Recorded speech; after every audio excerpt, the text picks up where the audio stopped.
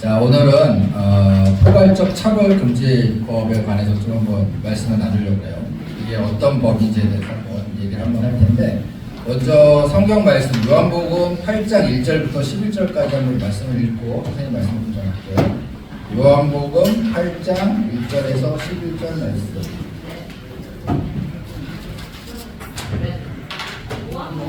예, 요한복음 8장입니다. 8장 1절부터 11절.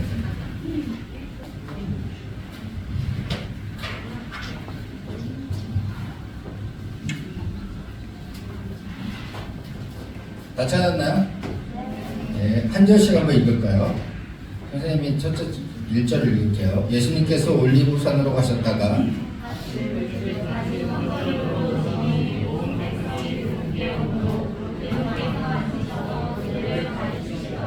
서기관들과 바리새인들이 가늠하다가 붙잡힌 여자를 그분께 데리고 와서 그녀를 한가운데 세우고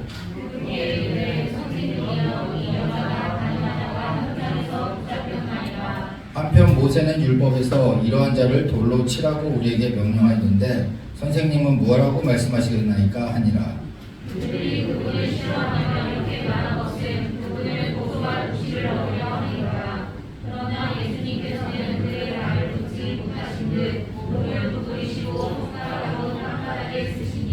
이에 그들이 계속해서 그분께 물으므로 그분께서 일어나 그들에게 이르시되 너희 가운데 죄 없는 자가 먼저 그녀에게 돌을 던지라 하시고는 다시 몸을 두드리시고 땅바닥에 쓰시니라. 그들이 그것을 듣고 양심의 가책을 받아 나이가 가장 많은 자들부터 시작하여 마지막 사람까지 하나씩 빠져나가며 예수님만 홀로 남았고 그 여자는 한가운데 서 있더라.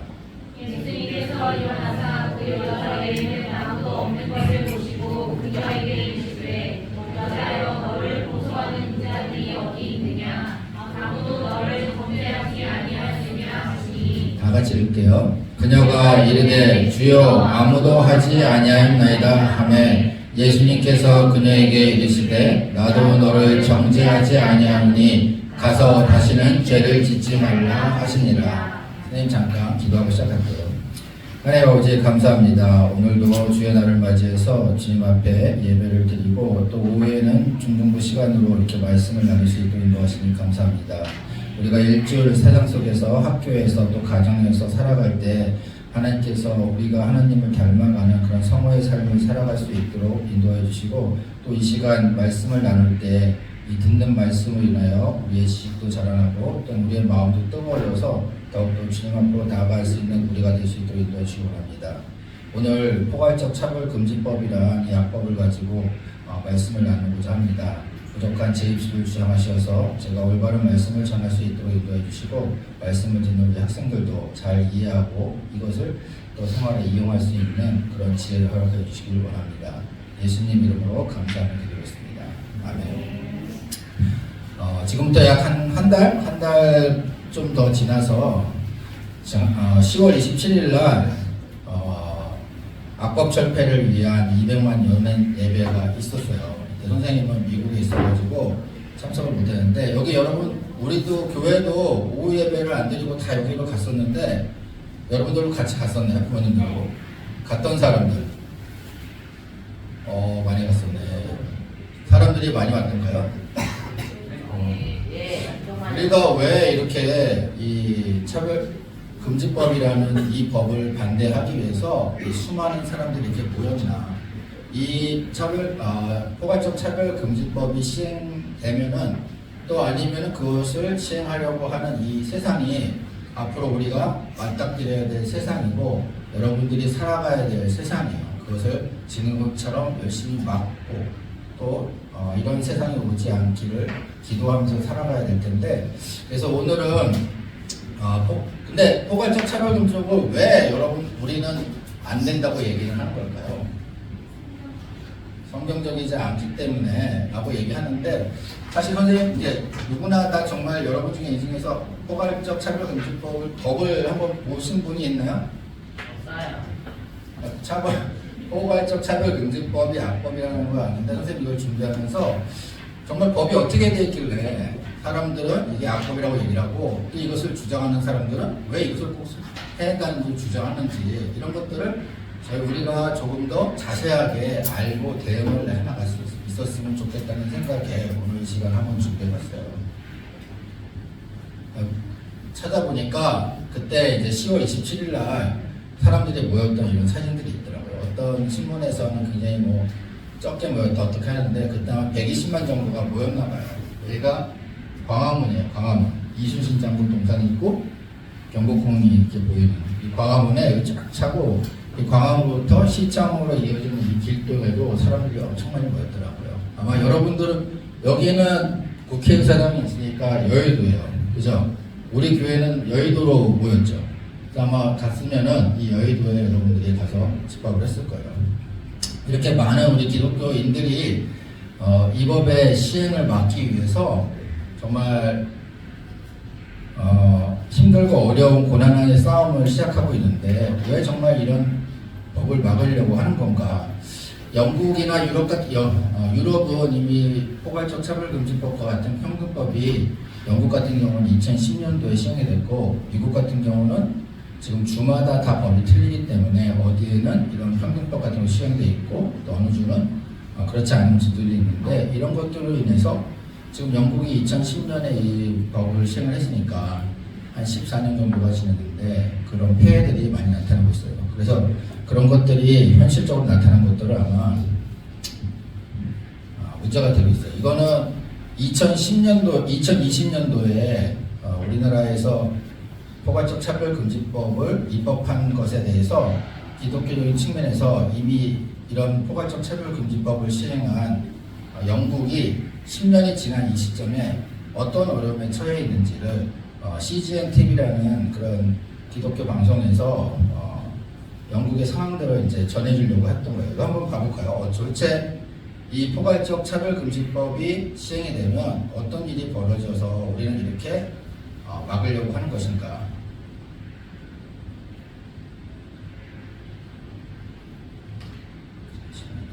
소리가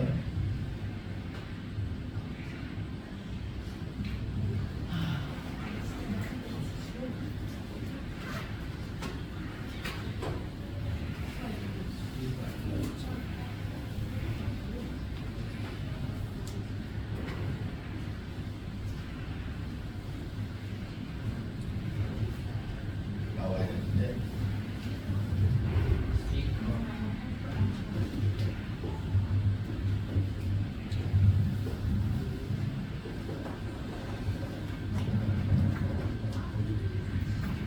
여기 밑에 자막을 보면은 아마 소리 선생님이 키울 테니까 밑에 자막을 한번 보세요.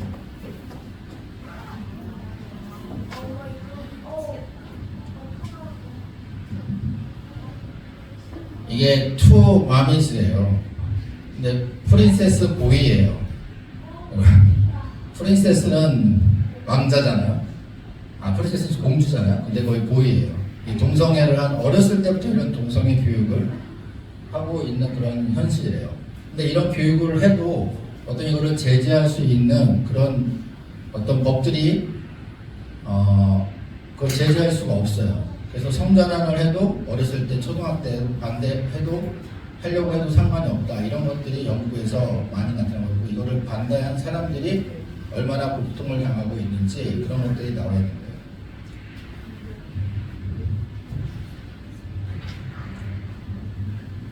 기독교 학교인데 기독교 학교에서조차도 동성애가 괜찮다. 동성애는 정상적인 행위이다. 라는 것을 가르쳐야 될 수밖에 없는 그런 현실을 영국에서는 이미 겪고 있는 거예요. 4살 아이들, 4살이라는 아이가 뭘 알겠어? 이런 아이에게조차도 그런 것들이 옳다라고 이런 것들을 얘기해요. 근데 그게 내가 그렇게 하지 않으면 오히려 벌을 받는 거야. 그게 동성애가 옳다고 얘기하지 않으면.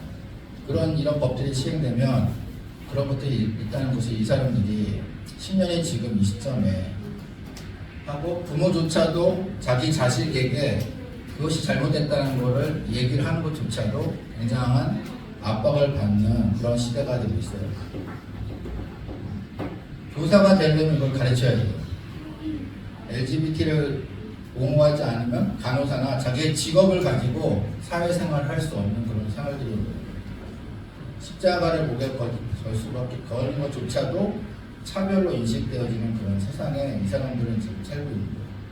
이 사람은 목사인데 기존에 이제 이런 것들을 반대하다가 목사직을 잃었다 다시 회복했던 사람들이에요. 동성 간의 결혼이 선택사항이에요. 충분히 선택할 수 있는 것이라고 이제 가르쳐야 하는 거죠. 학교 시스템적으로 그런 것들이 가능하게 되어졌어요. 이렇게 사실 여러 가지 문제들이 있어요. 영국에서 불과 10년이 지났음에도 불구하고 이런 문제들이 우리나라의 포괄적 차별금지법이 통과가 되면 우리도 10년 아니면 뭐 한 5년만 지나면 이런 일들이 현실적으로 우리한테 발생할 거라는 거죠.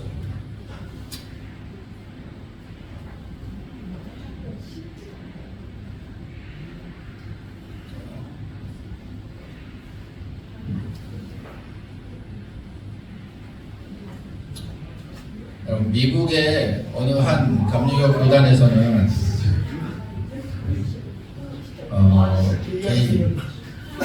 A가 어느 동성애를 하는 사람이에요. 이 사람이 목사가 되었어요. 근데 이 사람이 목사가 되는 거를 물론 동성애를 합법화하기도 했지만 교단에서 인정도 하기도 했지만 나중에 포괄적 차별금지법이 통과가 되면은 이런 사람들이 목회자가 되겠다고 한다고 해도 거절을 할 수 없는 그런 상황이 처질 거예요. 잠깐 이걸 한번 볼까요? 벌써 이제 분위기가 약간 화이트노트 파남보 이렇게 무지갯빛이잖아요. 여러분 이게 예수님이라고 지금 그려가지고 옷을 입고 있는 거예요. 네, 이런 것들에 대해서 수용을 할 수밖에 없는 상황이 우리에게 노래할 거예요. 이 사람은 이 사람 목사예요. 스스로 자기가 목사가 되어서 목사로 활동을 하고 있다고 얘기를 하고 그런 것들은 이 사람은 자기의 대명사는 he도 아니고 she도 아니고 그 또는 that 이런 식으로 이제 표현한다는 거예요. 이 사람은 남자예요. 남자인데 아직 뭐 그냥 자신의 정체성이 여성이라고 생각을 하고 이렇게 활동을 하는 거예요. 여러분 이런 세상이 이제 올 거고 이런 세상에 되게 우리는 낯설고 거부감이 있죠. 하지만 이게 차별금지법이 통과가 되면은 이게 일반화적인 그런 세상이 되는 그런 시대에 우리가 살지도 모르겠어요. 그러면 정말 이렇게 우리가 많이 우려하고 걱정을 하고 있는데 우리나라도 이런 차별금지법이 포괄적 차별금지법이 통과가 되면은 정말 우리에게도 이런 일들이 벌어지는 것일까? 도대체 포괄적 차별금지법은 어떤 내용을 담고 있기에 우리가 이런 것들을 우려하고 걱정하고 이것들을 악법이라고 해서 저지하려고 하는가? 우리나라의 차별금지법은 아마 2000년대 초반 1999년대 후반 이때 이제 처음 발의됐는데 가장 최근에 발의돼서 쟁점이 됐던 거는 2020년도에 이제 정의당의 장혜영 의원이 대표 발의한 차별금지법이 대표적인 아니에요. 장혜영 의원이란 사람이 이거를 대표 발의했고 나머지 9명이 추가돼서 10명이 공동 발의했습니다. 선생님이 그냥 이 발의한 사람들의 이름을 좀 한번 적어봤어요. 대부분이고 다 정의당이거나 민주당 의원들이에요. 이런 사람들이 이런 포괄적 차별금지법이라는 것을 발의하고 적극적으로 이 법을 통과시키려고 노력하는 사람들이에요. 이 사람들은 왜 이런 것들을 한다고 자기들은 주장을 하는 걸까? 사실 우리의 입장에서 생각해 볼 때는 조금만 생각해 봐도 우리나라가 불건전한 모습으로 발전해 나가는 그런 법이라고 생각을 하는데도 불구하고 이 사람들은 절대 그렇게 생각을 하지 않거든요. 이 사람들이 이 법을 제안한 이유를 이렇게 썼어요. 헌법에 나와 있는 평등을 우리가 추구해야 된다고 하는데 그 헌법에 차별을 금지하는 이런 것들이 제대로 이루어지지 않기 때문에 이 법을 시행한다고 얘기해요. 헌법에는 누구든지 성별, 종교 또는 사회적 신분에 의하여 정치적, 경제적, 사회적, 문화적 생활의 모든 영역에 있어서 차별을 받지 아니한다고 규정하고 있는데 여전히 차별이 발생을 하고 있기 때문에 우리가 이러한 법을 제안을 한다라고 해서 헌법의 평등권을 기반으로 해서 이 법을 주장을 하고 있는 거예요. 그러면서 어디에서 이제 차별을 받지 말아야 되냐? 여러분 이렇게 쭉 나열했어요. 성별, 그리고 장애, 나이, 언어, 출신, 국가, 출신, 민족, 인종, 국적. 물론 이제 이런 것들이 쭉 나열되어 있는데 당연히 장애나 나이나 언어 이런 것들에 의해서 불평등을 받으면 안 되겠죠. 근데 이런 것들을 이제 쭉 불평등의 요소들을 써놓으면서 이런 것들을 이제 끼워넣었어요. 성별. 우리가 얘기하는 이 성별은 헌법에서 얘기하는 성별하고 좀 달라요. 선생님 뒤에 이제 얘기해 줄게요. 그러면서 가족 및 가구의 형태와 상황. 지금은 동성혼이 합법화되면 그런 가족의 형태가 발생을 할 수가 있기 때문에 그런 거에 의해서도 차별을 받지 않는다는 걸 미리 써요. 종교, 내가 믿는 종교, 그리고 내 종교를 전도를 하거나 이런 것에 있어도 상대방이 차별로 느끼면 그걸 제한을 해야 돼요. 사상 또는 정치적인 의견. 우리나라는 자유민주주의 국가인데 공산주의 사상이나 아니면 주체 사상이나 이런 것들을 주장하는 사람들에 대해서 그것을 잘못했다고 얘기할 수가 없어요. 성적 지향, 성별 정체성 이런 것들에 의해서도 차별을 받으면 안 돼요. 이런 것들이 더 포괄적이고 실용성 있게 이것을 헌법의 이념을 실현하는 걸로 삼으려고 이 사람들은 주장을 하는 거예요. 근데 이것들이 문제가 있어요.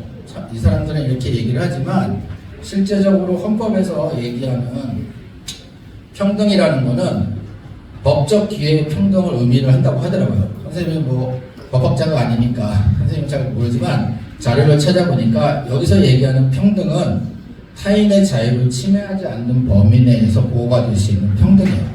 하지만 포괄적 차별금지법은 너무 포괄적이기 때문에 상대방의 표현의 자유 또 이런 여러 가지 자유들을 침해할 수 있는 그런 법들이 포함되고 있어요. 그래서 자기들은 이 헌법의 평등을 위해서 이 포괄적 차별금지법을 시행해야 한다고 주장하지만 역으로 타인의 자유를 침해하는 그런 평등이 아닌 차별을 오히려 유발하는 그런 법을 제안하고 있는 거죠. 그리고 본인들이 얘기하기에 차별금지 사유를 여러 개 나열했어요. 그죠? 아까 성별, 뭐 성적 지향부터 해서 여러 가지 얘기인데 그 23개나 막 이렇게 해놓고 근데 이걸로도 표현되지 않는 금지 대상들이 있어서 이렇게 끝에 가면 이런 식으로 돼 있어요. 사회적 신분 등 이거 이외에 우리가 생각하지 못하는 것들로 인해서도 차별을 받지 않는다. 정말 귀에 걸면 귀걸이, 코에 걸면 코걸이가 되는 거예요. 나는 여기서 설명이 되어 있지 않지만 어떤 상황에서 차별을 받는다고 하면 그것에 의해서 이 차별금지법에 의해서 어떤 징계나 이런 것들을 받을 수가 있는 거죠. 차별금지 사회가 너무 포괄적이에요. 그래서 근데 그 포괄적이 서로 틀려요. 성별에서 차별받는 거, 인종에서 차별받는 거 이런 것들이 처벌의 가중이 서로 틀려야 되는데 이런 것들이 모두 다 동일하죠. 굉장히 이러면서 자유권의 침해와 역차별 폐해가 증가할 수 있는 그런 거예요. 여러분 오늘은 조금 딱딱한 얘기일 거예요. 딱딱한 얘기. 선생님이 이제 이거를 준비하면서 그냥 아까 영상 같은 것들을 보여주고 여러분 이렇게 많은 피해가 있어요 이렇게 설명을 하면은 나중에 가면 정말 그게 이 법이 그런 법인지 아니면은 우리가 잘못 해석해서 이렇게 얘기하는 건지 상대방이 찬성하는 사람이 어떤 주장을 할 때 이것을 설명을 하기가 어렵잖아요. 그래서 선생님이 법을 하나씩 이렇게 좀 일부러 쭉 적어와서 그것이 정말 아까 봤던 그런 동영상에 있는 결과들을 유발할 것인가 아닌가 하는 거를 좀 진지하게 오늘은 좀 설명을 해보려고 해요. 법을 이제 나열하는 방식에는 이제 나열식이 있고 약간 여러 가지 방식이 있어요. 아까 성별, 국가, 나이 뭐 이런 거 쭉쭉 설명하는 것들이 이제 나열식으로 이제 설명을 하는 건데, 그렇게 되면은 거기에 나열되어 있는 것만 그 법에 적용이 되고 나열되지 않은 것은 그 법에서 적용이 안 되기 때문에 대부분의 법들은 나열식보다는 포괄식으로 설명을 해요. 그러니까 모든 국민은 평등하다. 그 평등이라는 또 하위 개념으로 다시 또 해석을 하고 이런 식으로 구성이 되기 때문에 여러분들이 뭐 우리가 제일 우려하는 게 교회에서 목사님이 설교할 때 동성애가 죄다라는 것을 말하지 못하게 돼 있다 라고 하면 그게 포괄적 차별금지법에 위배가 되는 거냐 라고 할 때 그것을 정말 포괄적 차별금지법에는 설교하면 안 돼요 이렇게 써 있지는 않아요. 그죠? 여러 가지 포괄적인 의미로 표현되어 있는데 그 포괄적으로 표현되어 있는 것들을 우리가 잘 해석을 할 수가 있어야 돼요. 이거를 듣고 나면 이제 포괄적 차별금지법을 좀 이해할 텐데, 여러분들이 헌법을 봤어요? 헌법을 봐본 사람? 미나 헌법을 봤어? 법 볼 때 봤어? 다른 사람은 법을 배울 때 법문을 본 적이 있나요? 법문? 법문을 봤어요? 그거를 몇 페이지나 읽어봤나요?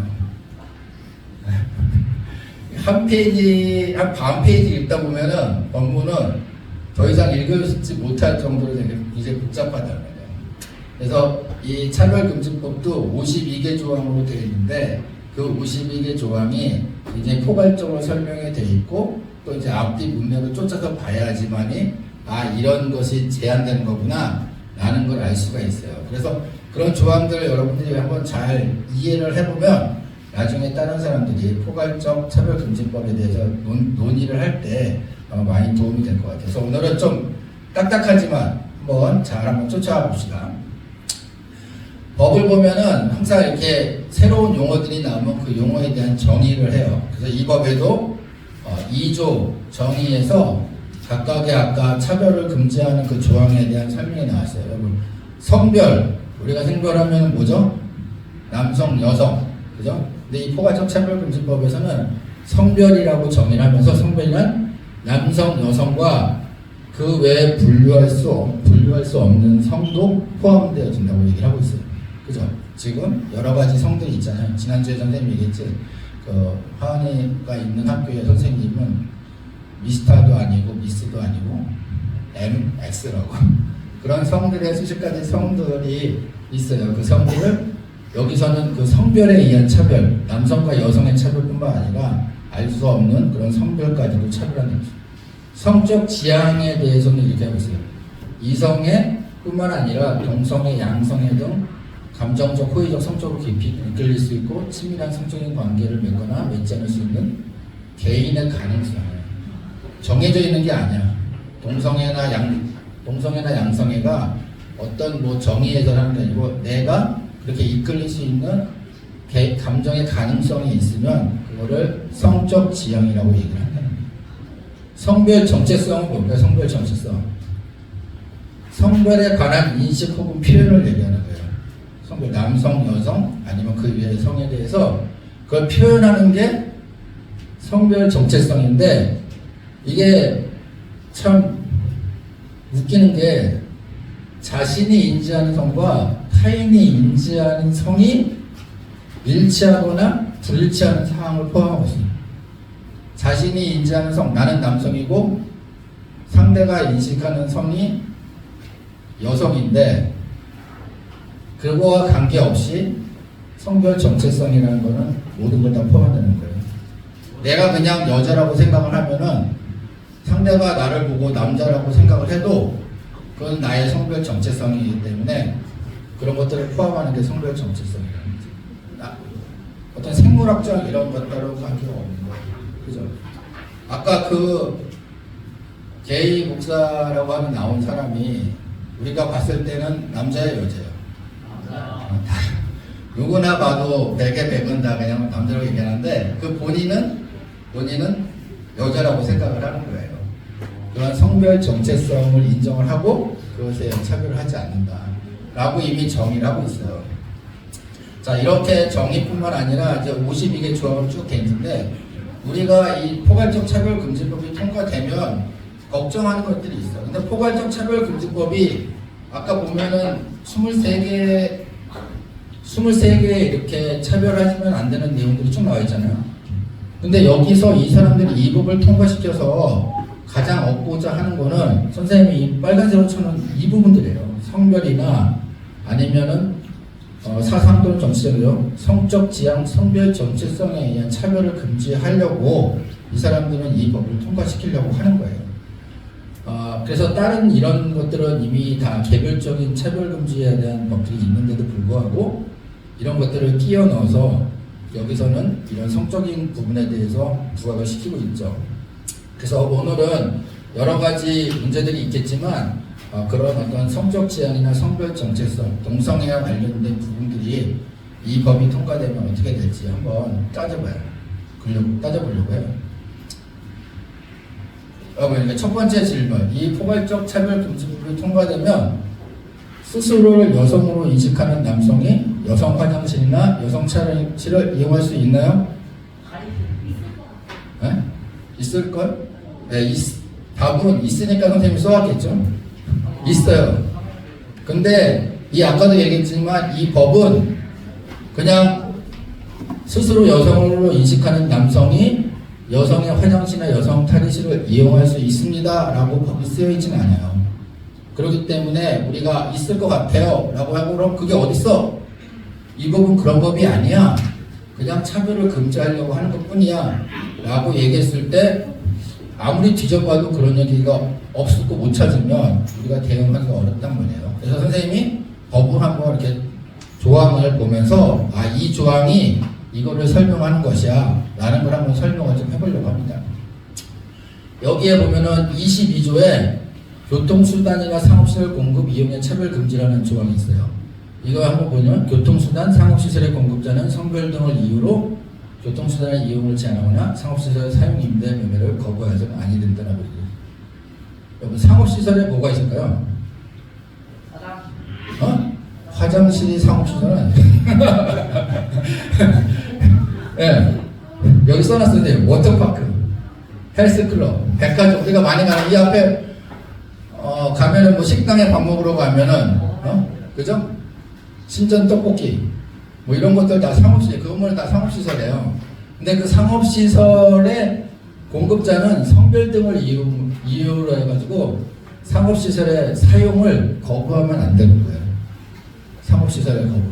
그러니까 밥을 안 팔거나 이런데, 근데 26조에 보니까 또 이런 얘기예요. 시설물의 소유 관리자는 성별 등을 이용으로 시설물의 이용을 차별하면 안 돼요. 이 두 개를 합치면 상업시설, 그죠? 백화점의 상업시설이에요. 화장실, 백화점의 시설이에요. 그죠? 그러니까 백화점의 화장실, 상업시설의 시설물을 사용하는데 성별을 이유로 해서 차별해서는 안 되는 거예요. 나는 여자라고 생각이야. 선생님이 여자야. 난 여자네. 여자 화장실 이렇게 들어가. 근데 그거를 차별하면 안 돼. 왜? 내가 여자라고 했기 때문에. 아까 성별 지향성이라는 거는 타인이 나를 바라보는 것과 관계없이 내가 생각하는 대로 그 성별 지향성을, 정체성을 가져갈 수 있기 때문에. 그래서 워터파크에 놀러 갔는데 워터파크의 화장실, 탈의실에 나는 남자지만 여자라고 생각하는 사람이 가서 이용할 때 그거를 막을 수가 없는 거예요. 그러니까 이렇게 법조항은 이렇게 돼 있어요. 이렇게 처음 이거를 보는 사람이 상업시설, 시설물 해가지고 백화점의 화장실, 워터파크의 탈의실을 일반인들은 잘 생각을 못하지만 법을 하는 사람들은 이런 것들을 이해하고 만약에 이 법이 통과되면 자신이 남성이라고 여자라고 생각하는 남성이 그냥 지하철에 여자 화장실 이렇게 물 수가 들어간들 그거를 제재하면은 이 법에 의해서 처벌을 받게 돼요. 네. 성폭행이 증가하겠죠. 남자라고 하는 사람이 자기 여자라고 해서 그런 탈의실이나 이런 데 들어가서 한다고. 여러분 스스로 여성으로 인식하는 남성이 여성 스포츠 경기에 출전하지 못하게 하면 그거는 이 법에 위배가 되나요? 안 되나요? 역시 마찬가지로 이 법에는 여성으로 인식하는 남성이 여성 스포츠 경기에 참석할 수 있습니다. 이렇게 써있지는 않아요. 그럼 이 조항을 또 찾아서 쫓아봐 봐야 돼요. 정말 자기가 여성이라고 생각하는 남성이 여자 스포츠 경기에 25조에 보니까 문화 등의 공급 이용의 차별금지라는 그런 조항이 있어요. 그래서 여기에 체육, 여기 스포츠 경기니까 체육이니까 체육의 공급자는 성별 등을 이용으로 이런 체육의 활동에 이용해서 배제 제한해서는 안 된다 이렇게 돼 있어요. 근데 이것만 가지고는 스포츠 경기, 육상 경기라든가 이런데 참여하는 게 배제되느냐라는 논란이 있지만 이 법은 굉장히 강력한 조항들을 많이 포함하고 있어요. 4조나 9조에 보니까 이런 상위법, 헌법상의 평등권 관련된 법령, 이 법 말고 다른 법, 그러면 그 법을 이 법의 취지에 부합하도록 바꿔줘야 돼요. 그리고 국가 및 지방자치단체에서 이 법에 반하는 기존의 법령이나 조례, 규칙, 각종 제도 정책을 조사 연구해서 이 법의 취지에 맞게 시정을 해야 돼요. 그러니까 기존 스포츠 규정이나 뭐 이런 것들이 여성은 생물학적 여성만 참여하고 남성은 생물학적 남성만 참여한다고 이렇게 돼 있어도 이 법에 의해서 그 법들을 바꿔줘야 된단 말이에요. 그렇게 되면은 결과적으로 남성인데도 불구하고 자신이 여자라고 하는 그런 사람들이 여자 스포츠 경기에 참여할 수 있는 거예요. 이런 얘기는 많이 들었죠, 여러분. 24년 파리올림픽에 이 사람은 남자예요, 여자예요? 남자인데 여자 수영복을 입고 있어요. 이 사람은 자신이 여자라고 주장을 해가지고 여자 수영 대회에 참석을 하려고 했어. 실제로 미국 내 경기에서는 이 사람이 우승을 차지해서 올림픽에 나갈 수 있는 그 권리를 획득을 했는데 결과적으로 참석을 못했어요. 여보, 이게 무슨 사진 같아? 선생님 처음 보면 이게 미국 여자 사이클 대회 우승한 1등, 2등, 3등한 팀이 이렇게 찍었는데 선생님은 이제 여자 사이클 선수와 코치인 줄 알았는데 이 사람들도 다 선수예요. 여자 사이클 선수. 그래가지고 이런 사람들이 포함되어 있는 팀만 1, 2, 3등을 다 하는 그런 일들이 발생했단 말이에요. 그러니까 이런 것들이 미국이나 아니면 유럽이나 평등법, 차별금지법이 이미 통과된 나라에서는 이런 것들을 제한하는 그런 것들이 법에 위배가 돼서 이런 일들이 발생을 하고 있어요. 이렇게 그냥 일상 우리 생활에서 생물학적으로 남자인데도 여자라고 생각하는 사람들이 성별로 구분된 시설이나 이런 스포츠 경기에 참여하는 것들을 우리가 막을 수 없는 그런 상황들이 이제 발생을 할 거예요. 우리가 이제 교회에서는 가장 이제 문제가 되는 게 뭐예요? 가장 여러분들이 포괄적 차별금지법에 대면 제약을 받고 한다는 것이 목사님이 교회에서 동성애는 죄라고 설교를 하거나 아니면 믿는 사람들이 다른 사람들한테 동성애는 죄라고 얘기를 하면은 그것이 이 포괄적 차별금지법에 의해서 처벌을 받는가 하는 문제인데 이 부분에 대해서는 믿는 크리스찬이고 이거를 반대하는 사람들 입장에서도 법의 해석에 따라서 그렇지 않다. 교단에서는 동성애는 죄라고 얘기를 할 수 있다. 이 법에 저촉이 되지 않는다. 이렇게 얘기하는 사람도 있고 아니다. 이 법에 의해서 할 수 없다. 라고 하는 얘기를 하는 사람도 있어요. 그게 이 법이 명확하게 할 수 있다 없다라고 얘기한다면은 오히려 그런 논쟁은 없겠죠. 근데 이 법을 만드는 사람이 의도했던 의도하지 않았던 오히려 더 교묘하게 우리 내부가 더 그런 논쟁에 휩싸이게 만들어져 있어요. 명확하게 돼 있지 않지. 하지만 이 법을 만드는 취지를 봤을 때는 분명히 이 법을 가지고서 그런 말들을 못하게 막을 수 있는 그런 장치들로 되어 있다. 그래서 이 법에 의해서 못하게 될 거다라고 전제하고 우리는 이것을 반대하는 게 맞겠다. 그런 왜 그러면 교회에서 목사님들이 설교를 할 때 동성애는 죄라고 얘기를 하면은 이 법에서 처벌을 받을까? 이걸 빠르게 정말 법 관련된 사람들이 이걸 분석하지 않고는 우리 일반인들은 알 수가 없는 사람들인데 한번 이렇게 쫓아가 볼게요. 제3조에 보면은 금지상 차별의 범위에 의해서 특정 개인이나 집단을 어떤 이런 각호에 해당인데 이런 각호에 의해서 특정이나 개인의 집단을 분리하거나 구별하거나 제한하거나 배제하는 거부하거나 불리하게 대우하는 행위가 금지 대상이 되는데 그 각호 중에 하나가 어떤 이런 시설을 이용하는 것이에요. 시설. 교회도 시설이죠. 교회도 설교라는 종교 활동하는 시설이란 말이에요. 그래서 그 시설을 이용하는 데 있어서 일단은 이런 차별을 하면 안 돼요. 그리고 이런 곳에서 적대적 모욕적 환경을 조성하는, 그래서 상대에게 신체적 정신적 고통을 주는 그런 행위를 하면 안 된다고 얘기했어요. 우리가 목사님이 그런 죄라고 얘기했을 때 그것으로부터 누가 나는 정신적인 고통을 당했다고 한다고 이렇게 주장을 한다면 이 법에 어긋나게 되는 거예요. 그리고 합리적인 이유 없이 성별 등을 이유로 이런 불리한 대우를 하는 조장하는 광고 행위라고 되어 있어요. 근데 이 광고라는 게 어떤 거라고 특정되어 있지 않아요. 사실 목사님의 설교도 대중을 통해서 어떤 정보를 전달하는 거기 때문에 광고 행위라고 해석을 해서 여기다 끼워넣을 수가 있는 그런 상황인 거예요. 그래서 이런 것들을 통해서 간접적으로 이거를 제재할 수 있다라고 이 법을 반대하는 사람들은 주장을 하고 있는 거고요. 이 문화가 또 어떤 종교 행위, 우리 교회에서 또 설교만 하는 건 아니잖아요. 여러 가지 활동들도 하는데 그 활동 안에서 그런 어떤 동성애에 대한 죄성을 우리가 얘기한다거나 이들이 얘기하는 차별의 어떤 행위를 한다고 한다면 이 문화라는 영역으로 또 걸고 넘어질 수가 있어요.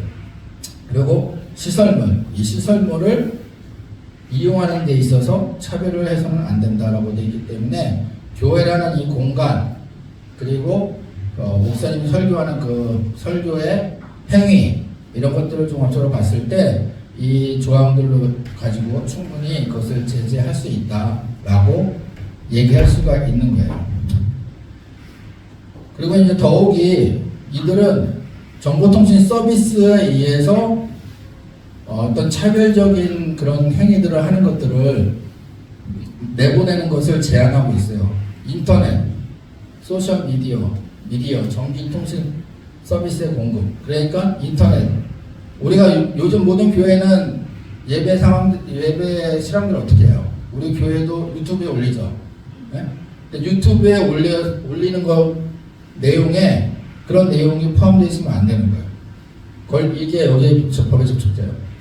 그리고 방송 서비스, 신문기사, 기독교 신문이나 아니면 기독교 방송들이 그 안에서 이런 성적인 일을 이용해서 동성애의 어떤 법적인 죄라는 부분들을 안내할 때 이런 것들이 여기서 차별돼요. 결과적으로 모든 행위들이 동성애가 죄라는 것들을 말할 수 있는 그런 환경들을 다 제거시키고 있죠.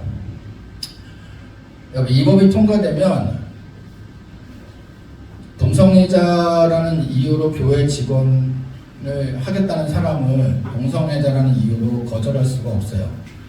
그리고 신학교에 나는 동성애자인데 신학교에 입학을 한다고 했을 때 이 사람들을 그 이유로 안 된다고 얘기할 수가 없어요.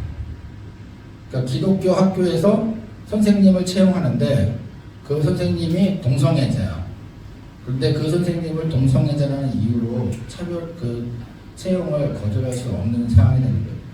모집 채용상의 차별 금지에서 성별 등을 이유로 기회를 주지 아니하거나 제한하는 행위를 할 수가 없어요. 교육의 기회를 차별하면 안 된다고 그래요. 성별 등의 이유로 교육기관의 지원, 입학, 편입을 제한 금지하거나 하면 안 돼요.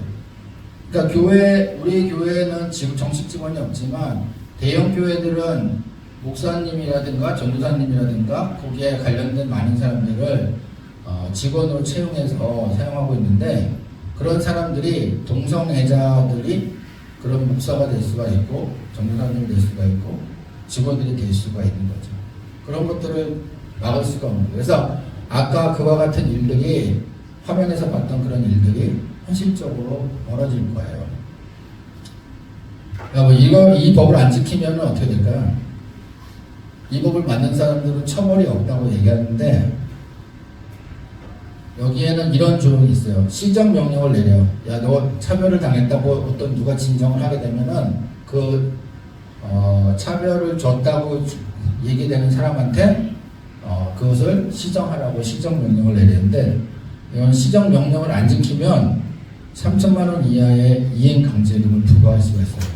내가 만약에 선생님이 이제 어떤 동성애에 대해서 얘기를 했는데 상대방이 자기는 차별을 받았다라고 주장을 하면은 이행명을 받고 그 이행명을 안 지키면 시정명령을 받고 그 시정명령을 안 지키면은 3천만 원 이하의 벌금을 내야 되죠. 이행강제금을. 그래 한번 그냥 3천만 원 내고 말지 이렇게 하는데 이게 그냥 한 번 주고 마는 게 아니고 계속 이행강제금을 부과할 수 있어요. 또 내가 이렇게 얘기하면 또 나를 걸고 넘어서 또 부과하면 부과. 그러니까 짧은 기간에 수십 번의 이행강제금을 맞을 수가 있는 거예요. 그러니까 경제적으로 엄청난 타격을 받기 때문에 이게 굉장히 큰 제재 조건이 된다. 그리고 이런 것들뿐만 아니라 손해배상 책임을 물어서 손해액의 2배나 5배 이하의 배상금을 지급하도록 명령할 수 있어요.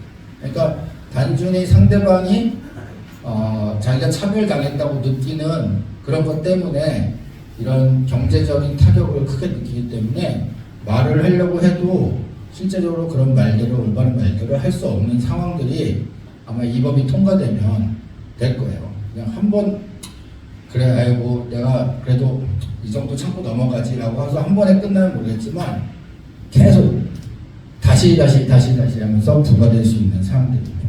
근데 여러분 이게 내가 상대방을 차별했다고 하는 게 억울할 때가 참 많을 것 같아요. 입증 책임이 누구한테 있냐? 차별을 한 사람에게 있는 거야. 차별한 사람에게. 내가 윤우가 선생님한테 선생님 저 기분이 나빴어요. 왜 저를 차별하시는 거예요? 이렇게 얘기했을 때 저 말에 대해서 선생님이 기분 나쁘지 않고 차별을 안 했다는 걸 선생님이 증명을 해야 돼요. 근데 이게 말이라는 게 나는 그렇게 얘기를 하려고 하지 않았어도 상대방이 그렇게 느낄 수가 있는 건데 내가 그렇지 않다는 것을 증명할 수가 없잖아요. 이 법을 만든 사람은 피해자가 주장하기 어렵기 때문에 피해자가 그걸 증명하기 어렵기 때문에 내가 차별을 받았다는 걸 증명하기 어렵기 때문에 가해자가 증명을 해야 된다고 하는 거예요. 근데 피해자도 증명하기 어렵고 가해자도 증명하기 어려운 거예요, 사실. 그리고 학교에서도 그런 일 많이 있잖아요. 친구 관계에서도 제가 나한테 기분 나쁜 얘기를 했어. 근데 그 기분 나쁜 얘기를 왜 했냐고 얘기하면 상대방은 그걸 아니라고 주장을 하지만 아니라는 것을 증명할 수 없고 나도 내가 기분 나쁜 이유를 걔한테 객관적으로 증명할 수가 없는 거예요. 그러니까 이게 그냥 모든 피해자들이 그런 동성애를 하는 사람들이 나 기분 나빠, 난 차별을 당했어 라고 주장을 하기 시작하면은 그거를 게 아니라는 거를 가해자가 증명을 하기 때문에 사람들이 그런 말들을 못하게 되는 거야. 아예 입이 막혀버리는 거야. 그러고 아까 그것처럼 3천만 원 이하의 이행강제금을 수도 없이 드릴 수 있기 때문에 10번이건 100번이건 그렇기 때문에 경제적으로도 증명도 할 수 없는 그런 상황에 닥치기 때문에 우리가 이런 것들을 자유롭게 얘기할 수 없는 상황이 돼요. 여러분 그렇게 되면은 이 법이 통과하게 되면은 결국 동성애에 대한 부정적인 의견은 사라지고 긍정적인 의견만 남은 거죠. 여러분 아까 그 게이 목사의 그 화면을 봤을 때 여러분들은 처음에 거부감이 많이 있었죠. 왜냐하면 그렇지 않은 것들을 보고 생각하고 듣고 자랐기 때문에 그것이 이상하다라는 걸 느끼는 거예요. 하지만 이 법이 통과된 이후에 자라나는 여러분들의 후세들은 어떻게 했어요? 그게 이상하지 않은 상황에서 자라나게 되는 거예요. 그게 잘못됐다고 생각하지 않는 상황에서 자라나게 되는 거예요. 왜 그래요? 아까도 얘기했지만 그 죄라는 거를 얘기할 수 없는 상황이 맞닥뜨려질 거예요. 그리고 그 누구한테도 그게 죄라는 얘기를 들을 수 없는 상황에 맞닥뜨리게 될 거예요. 학교에서조차도 그것이 죄라는 것을 얘기할 수 없는 상황이 될 거예요. 이 법의 35조에 보니까 교육 책임자 등의 의무를 해서 이 법의 목적을 달성하기 위해 필요한 교육정책, 제도, 인력 등을 마련해야 돼요. 교육기관 내 차별하는 환경을 조성하게 해요. 학교 선생님이 동성애는 잘못이 아니라는 것을 가르쳐야 돼요. 아까 그 화면에서 봤듯이. 그것이 맞는 거야 라고 얘기를 해야 되고 장려하는 쪽으로 해야 돼요. 그럼 사람들은 당연히 그것이 당연한 것으로 여겨지고 살아갈 거예요. 근데 이 법이 문제가 되는 게 뭐냐면 금지 대상의 차별을 아까 성적 지향 뭐 이런 거를 차별하면 안 된다고 얘기했는데 정당한 사유가 있는 경우에는 차별을 보지 않는다고 얘기하면서 어떤 게 정당하게 차별할 수 있는 게 있는 거야. 이 법에 의해서 차별할 수 있는 게 뭐가 차별할 수 있는가? 현존하는 차별을 해소하기 위해서 잠정적으로 우대하는 행위는 차별이 아닌 거예요. 그러니까 동성애자가 차별을 현재 받고 있는데 그 차별을 해소하기 위해서 동성애자를 더 이성애자보다 더 잘해주거나 그걸 강조하는 게 객관적으로는 차별이잖아요. 근데 그거는 현존하는 차별을 해소하기 위한 차별이기 때문에 그거는 차별의 대상이 되지 않아요. 그러니까 그 사람들 더 우대할 수 있는 거는 차별이 아니고 그 사람들을 죄라고 얘기하는 건 차별이기 때문에 막아지는 상황. 그래서 동성애가 괜찮은가요? 이런 것들을 얘기하는 게 차별이 아니고 장려대하는 항으로 갈 수밖에 없게 이 법의 구조가 이렇게 되어 있어요. 그러니까 이 법에 의해서 많은 것들이 이 세상이 바뀔 거란 말이에요. 그래서 아까 그 100만이 넘는 기독교인들이 이것들을 저항을 하고 있어요. 근데 참 안타까운 거는 모든 기독교를 믿는 사람들이, 크리스찬들이 이 법을 악법이라고 얘기하지 않고 이 법에 동의하는 사람들이 너무나 많은 거예요. 안타깝게. 무엇이 문제인지를 모르는 거예요. 그 사람들이 주장하는 것 중에 믿는 사람이든 믿지 않는 사람이든 차별을 금지하는 건데 그게 뭐가 잘못된 거야? 여러분 그러면은 여러분 친구들이 차별금지법에 얘기할 때 차별을 금지하는 게 맞는 거 아니야? 라고 얘기하면 뭐라고 얘기했어요? 그치? 차별은 나쁜 건데 차별을 금지하면 좋은 거 아닌가? 라고 여러분은 혹할지 모르겠지만 이런 악법이라든가 사탄의 어떤 전략은 항상 모든 것이 다 나쁜 걸로 포장되어 있지는 않고 사실과 좋은 것과 그리고 거짓과 나쁜 것을 잘 믹스해서 가져가고 있어요. 차별 금지 굉장히 좋은 거잖아요. 우리도 당연히 차별을 하지 않는 세상을 원하고 그런 세상을 만들어야 되는데 그 차별 금지라는 안에 성별이라든가 성적 지향성이라든가 성적 정체성이라든가 이런 동성애를 옹호하고 성적인 타락을 방조하는 것까지 차별이라는 그런 이름으로 포장을 해서 그거를 활성화시키려고 하는 그런 술수를 쓰고 있는 거예요. 사탄은 항상 이런 식으로 얘기를 해요. 항상 모든 게 다 나쁜 것만을 얘기하지 않아요. 우리가 사탄이 아담과 하와를 처음 꼬실 때 뭐라고 얘기를 했어요?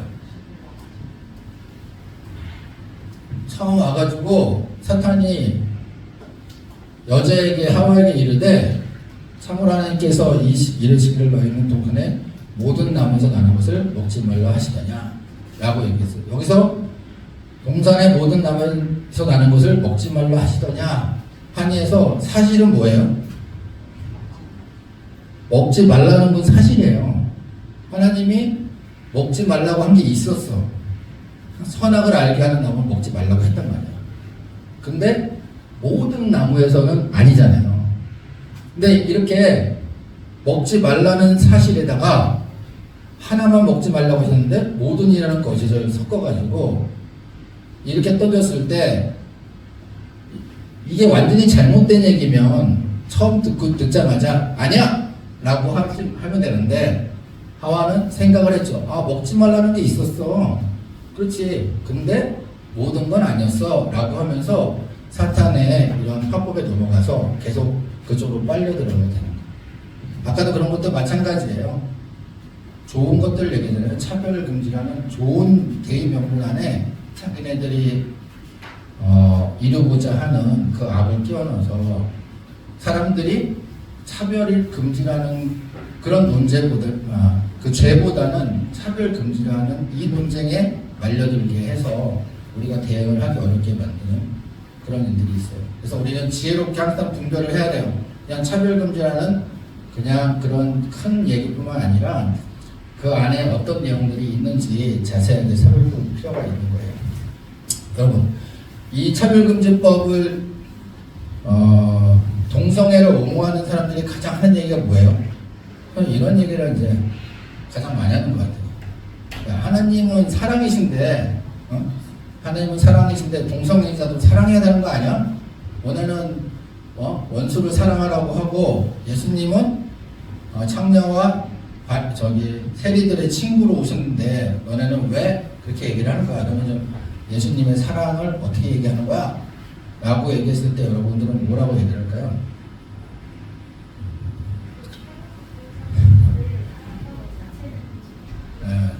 동성애를 사랑하는 것 자체는 맞는데 그건 죄야. 이렇게 얘기를 하나요? 선생님 오늘 그래서 이것에 대한 답으로 오늘 읽었던 요한복음 8장 2절부터 11절의 말씀을 선생님 얘기해주면서 오늘의 주제를 마치려고 해요. 요한복음 8장 1절에는 가늠하다 잡혀온 여자가 예수님한테 용서를 받는 그런 장면이잖아요. 사람들이 가늠하는 여자를 예수님을 넘어뜨리기 위해서 데리고 갔어요. 예수님, 이 여자가 간음을 했는데 모세의 법에는 이 사람을 돌로 치라고 했습니다. 당신은 어떻게 하시겠습니까? 예수님께서 아무 말씀도 없이 바닥에 글을 쓰시다가 사람들이 어떻게 하실 거예요? 라고 계속 재촉하니까 예수님께서 너희 중에 죄 없는 자가 먼저 이 여자를 돌로 쳐라 라고 하니까 양심의 가책을 받은 사람들이 나에게 많은 사람 못해서 하나둘씩 쭉 다 없어지고 이 여자만 홀로 남았죠. 그러자 예수님께서 이 여자에게 홀로 남은 여자를 보시고 일어나시면서 그 여자의 아무도 없는 것을 보시고 그녀에게 이르시되 여자여 너를 고소하는 그 자들이 어디 있느냐 아무도 너를 정죄하지 아니하느냐 하시니까 이렇게 대답을 했어요. 그녀가 이르되 주여 아무도 하지 아니하였나이다 하매 예수님께서 그에게 이르시되 나도 너를 정죄하지 아니하노라. 예수님께서는 이 간음하는 여자의 죄를 용서해 주시고 그 여자를 품으셨어요. 이게 예수님의 사랑이에요. 예수님은 그 어떤 사람도 다 사랑을 하셨어요. 그리고 다 용서를 해주셨어요. 우리도 마찬가지지만 만약에 예수님의 말씀이 여기서 끝났다면 아까 그 하나님은 사랑이니까 동성애들을 사랑해야 된다면 그 말이 맞을지도 모르겠어요. 하지만 마지막 예수님이 이 말을 하시고 가서 또 뭐라고 하셨어요? 가서 다시는 죄를 짓지 말라. 예수님께서는 분명히 그 여자에게 너는 죄를 진 거고 다시는 그 죄를 짓지 말라고 얘기하셨던 거예요. 예수님의 사랑은 단순히 모든 죄를 짓는 상황에서 그 사람을 용서하고 사랑해 주시는 게 아니고 그 사람이 죄에서 돌이키는 것을 전제로 해서 하는 사랑이세요. 하나님은 사랑의 하나님이세요. 그죠? 우리를 죽기까지 사랑하셔서 그 아들을 우리에게 보내주셔서 죽음으로 우리를 보내주신 분이에요. 하지만 하나님은 또 어떤 분이세요? 맞아요. 하나님은 공의의 하나님이세요. 하나님은 거룩하신 하나님이세요. 거룩하신 하나님과 사랑의 하나님이 같이 공존하는 것이지 단지 거룩한 죄 안에서 그들을 사랑하는 그런 사랑은 기독교의 사랑이 아니에요. 그렇기 때문에 우리가 동성애를 바라보는 것은 그 동성애가 죄라는 것은 맞는 사실이지 단지 그를 사랑하는 것은 그가 그 죄에서 돌이켜서 다시 죄를 짓지 않는 것을 끊임없이 그에게 요구하고 그를 돌이킬 수 있도록 노력하는 것이 그를 진정으로 사랑하는 것입니다. 우리 기독교의 사랑은 공의와 그리고 거룩함과 사랑이 같이 조화롭게 이루어져야 되는 사람인 것 같아요.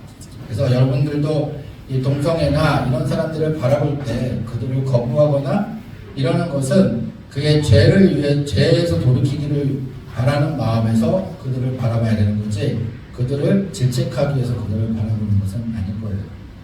그래서 오늘 이제 말씀을 마치면 포괄적 차별금지법이라는 걸 여러분들 한번 이제 딱딱하지만 힘들었죠 많이.